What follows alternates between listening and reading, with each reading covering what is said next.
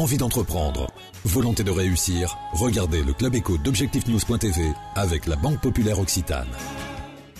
L'aéroport Toulouse-Blagnac, le partenaire des entreprises du Grand Sud-Ouest, vous présente l'interview Objectif News de 18h.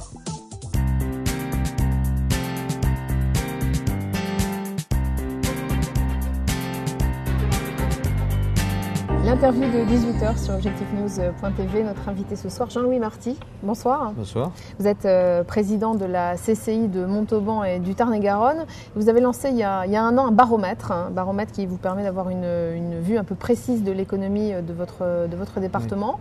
Oui. Vous avez les derniers résultats de ce baromètre trimestriel. Oui, c'est un baromètre trimestriel. J'ai ressenti le besoin d'avoir à des échéances fixes une image de l'économie du département et également d'avoir un film en fin d'année donc de ce qui a pu se passer et donc revenir sur ce que les chefs d'entreprise nous avaient annoncé. Donc ce baromètre consiste à poser quelques questions. Il dure 3 minutes, c'est fait par mail, le chef d'entreprise répond et nous avons 260 chefs d'entreprise qui répondent sur ce panel. Sur quel critère, sur quel point? Alors sur des points assez larges comme l'évolution du chiffre d'affaires, les intentions d'embauche, l'état de la trésorerie et l'état des stocks. Voilà, on reste quand même sur des notions très larges, mais qui permet pour des entreprises de 1 à 250 salariés d'avoir une température de l'économie du département. Alors justement, quelle est la conclusion de ce dernier baromètre? Sur 2011, c'est qu'il y a eu une stagnation du chiffre d'affaires. Il n'y a pas eu de dégradation des trésoreries des entreprises, mais on a eu les entreprises n'ont pas l'intention sur 2012, enfin le constat fin 2011, n'ont pas l'intention en 2012 de faire beaucoup d'embauches parce qu'il y a une crainte qui se justifie ou pas, mais de ne pas réussir ses objectifs. Et dans les budgets que font les entreprises, elles sont plutôt en récession, ou pas, le terme est trop divulgué aujourd'hui, mais sont plutôt dans une position d'attente. Voilà. Ouais, un peu d'attentisme de leur part. Quel tableau économique vous faites aujourd'hui du Tarn-et-Garonne? Tarn-et-Garonne, je crois que c'est une personne qui n'est pas de Tarn-et-Garonne qui le disait, c'est le verger de la France. Effectivement, le Tarn-et-Garonne est avant tout un département rural avec beaucoup d'exploitations arboricoles, en particulier le numéro 1 en France de la pomme, de la cerise, de la prune et du melon. Donc un département très agricole. Donc un département très agricole, mais néanmoins industriel, parce que proche de Toulouse et donc il y a un nombre important de sous-traitants de l'aéronautique qui fonctionnent bien aujourd'hui. Et vous avez aussi toute cette industrie qui s'est créée autour du monde agricole et en particulier de l'arboriculture. Je citerai des entreprises comme celle du tri de pommes, celles qui mettent au point la régulation des atmosphères dans les chambres froides, des entreprises qui peuvent capter les orages, enfin prévoir l'orage avant qu'il arrive. Enfin, donc on a tout un panel de petites entreprises performantes qui se développent et sur lesquelles il faut qu'on mette un flash ou un projecteur pour les faire connaître. Quelle est aujourd'hui la grande richesse du département? Plutôt son industrie, son volet agricole? Alors le département, d'abord, c'est sa population qui croît. Elle croît aussi vite que la population de la Haute-Garonne. Donc sur les 10 dernières années, il y a eu 15% d'augmentation de la population. Ça, c'est une richesse. C'est le bon vivre dans le département. Et donc cet ensemble de qualités du département fait qu'il y a des entreprises qui s'implantent.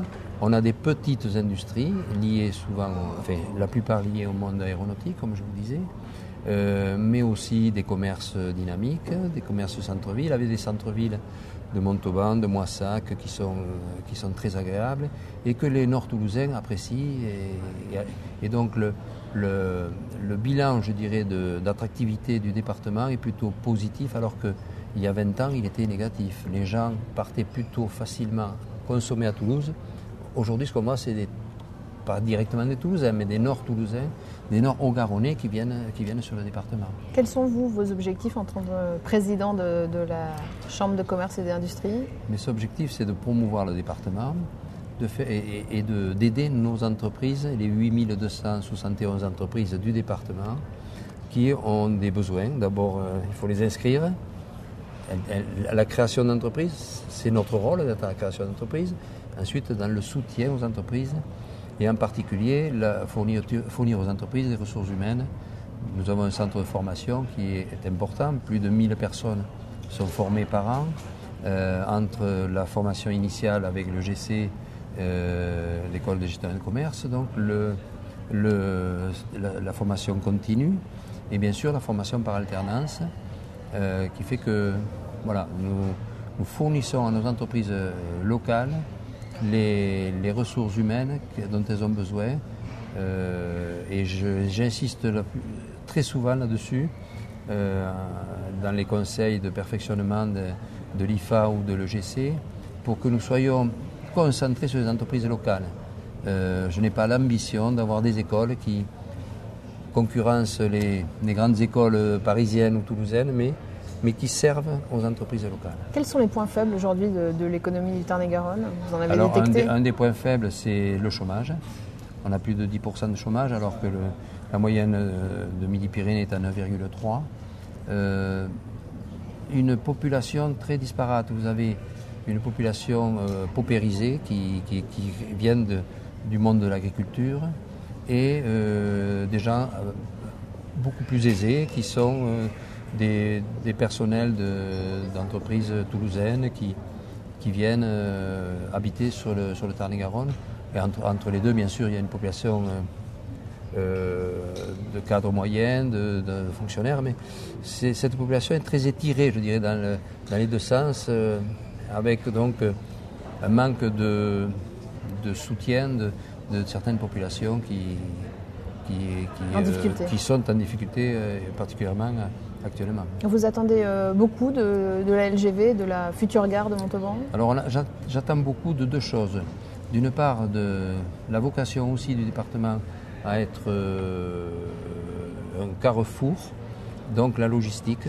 Et il y a donc sur 300 hectares une plateforme logistique qui est mise en place par le Conseil général, et de l'arrivée donc du TGV, et en particulier dans la gare LGV juste au nord d'Alba Sud, donc très, très près de Montauban, avec un lien avec la gare de Ville-Bourbon, donc pour redynamiser le quartier de Ville-Bourbon au niveau des habitations, au niveau du service aux personnes, écoles, piscines, etc. Donc je pense qu'on a dans les années à venir de grandes chances de développer le département. Je n'oublie pas non plus le secteur Valence-Agen, Castelmoissac et celui de Caussade, qui sont aussi très dynamiques et qui complètent bien l'activité purement montalbanaise. Merci Jean-Louis Marty d'avoir accepté notre invitation. Mais avec plaisir, merci.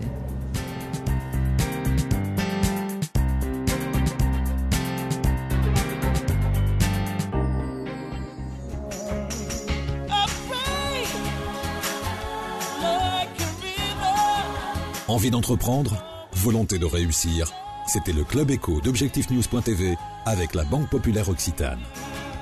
L'aéroport Toulouse-Blagnac, le partenaire des entreprises du Grand Sud-Ouest, vous a présenté l'interview Objectif News de 18h.